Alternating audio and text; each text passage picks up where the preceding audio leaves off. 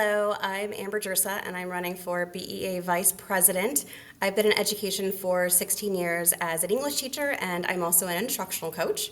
In 2023, I was named the North Suburbs Regional Teacher of the Year by the Illinois State Board of Education.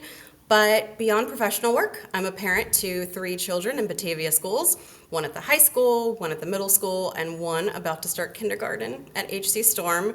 So I'm living the full K through 12 experience, which shapes how I lead, how I listen, and also how I advocate.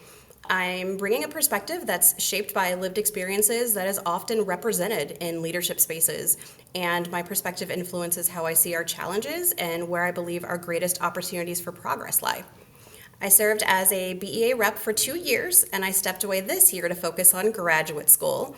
Next month, I will complete my second master's, and that's in educational policy and leadership, which is a program focused on what educators at all levels need: curriculum, instructional leadership, and even real-world policy. I chose this degree because I want to understand how decisions affect every part of our system, from early learning through graduation, because that will make me a more effective leader and that will help me support meaningful change. In my experiences, I've partnered with educators at every grade level through my IEA and NEA work, which includes trainings, leadership conferences, speaking engagements, and I sought out these experiences to bring new insight and perspective right back here to Batavia, because these opportunities have deepened my understanding of just how our system is interconnected.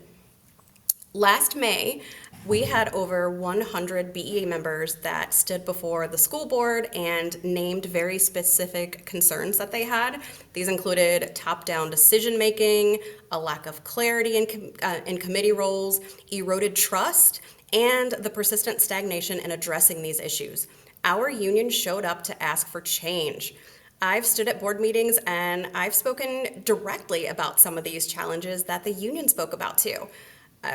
Not just naming them what isn't working, but also calling for action and transparency and also shared responsibility.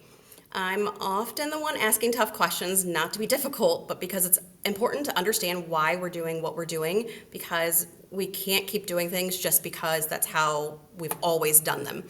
I've spoken with administrators and board members, even when it's uncomfortable, because to me, silence doesn't lead to change.